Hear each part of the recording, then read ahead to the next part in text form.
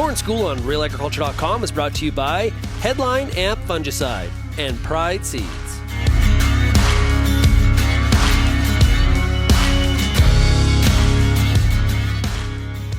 Hey, Carrie Strauss here with RealAgriculture.com. I am back today with another corn school, and I have here with me Alana Serhan, who is the Market Development Specialist with Pride Seeds based in Manitoba. How is it going over there today?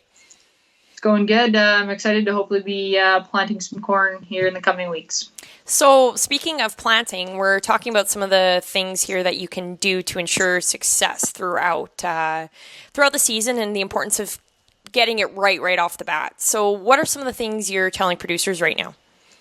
Yeah, absolutely. I mean, the first decision in a season is really your seed. And once you have your seed selected, we can start to kind of put those other pieces into place. So once you have a variety that you're confident in, and I often tell growers, silage growers, that it's a good idea to have, more than one hybrid on farm. I encourage growers to grow, 2 or 3 hybrids if they feel comfortable with that. It really just helps you understand better what your soil can handle, what that late season intactness looks like, as well as maturity. So once we have our seed selection made, the next thing that we want to be thinking about is the soil. Is our soil fit?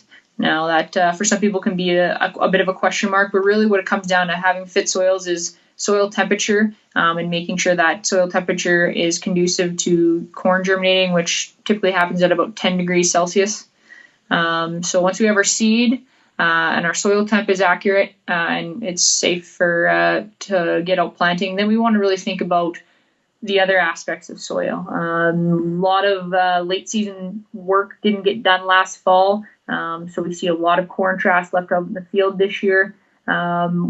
When we're working on clearing out that trash and trying to put that corn crop down, some things we need to think about is what that corn trash could possibly do. We need to think about having trash whippers on all of our planters. I recommend to growers to make sure that you have trash whippers if you're able. They really help just clear debris out of the way. We want to make sure that they're just tickling the surface when there is trash present. Otherwise, if we have them set too deep or too aggressive, we can start to get a little bit of a trench, which is perfect place for water and other things to sit, which is what we don't want. We don't want that crusting. We don't want that compaction. So yeah, in addition to that, once we have that process set up, we want to think about things like having proper fertility. I recommend always having a starter fertilizer if you can with your corn seed. I know in silage it's not always something that's necessarily brought to the forefront, but anything that you can do to help that corn seedling get up out of the ground right away is going to help at the end of the year. And especially for producers who are growing corn on corn on corn, what are some of the most important nutrients that are imperative to the success of the crop? Yeah, absolutely. One of the most limiting factors for growing corn is probably heat. And so that's why I said once you have your seed selection, your mind made up on your seed selection, it's important to know what the heat unit of that hybrid is. And before we make that selection, kind of things to consider day length, overall corn heat units. I know in Manitoba they do a very good job of keeping a record of accumulated corn heat units. So growers should be comfortable and familiar with those provincial accumulations of heat units to be able to make a better decision. And when we're talking about seedbed prep, what are some of the things as far as like plant populations? How do we need to keep that in mind? Yeah, absolutely. Planting population really comes back to what that hybrid is capable of doing.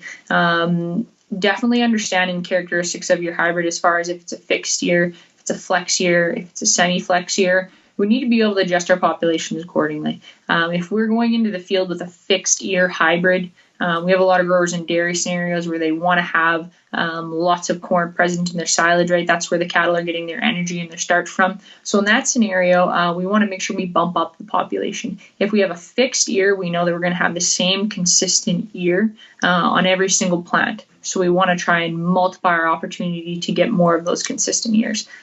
As I said, that's when we're going to want to bump up our population. On the opposite end, if we have something that's a true flex hybrid, we have the ability to kind of play with our population a bit. That's when we need to take into account of what kind of extra nutrients, water, heat, space in the field, what can that corn plant do to uptake those extra nutrients, and how can it kind of help you throughout the year. So knowing if you have a fixed year, a flex year, or a semi-flex year is crucial in understanding what your planting population, your target planting population should be. Okay, awesome. Is there anything else you'd like to add? No, I just want to mention to growers that silage, growing silage corn is an amazing process, and it can help you immensely in your dairy and feedlot productions. So I highly recommend that you get out there, become familiar with different hybrids, different plant populations and plant characteristics. Make sure that your cattle are getting the highest quality feed that they possibly can. Okay, awesome. Thank you very much. Awesome. Thanks for having me.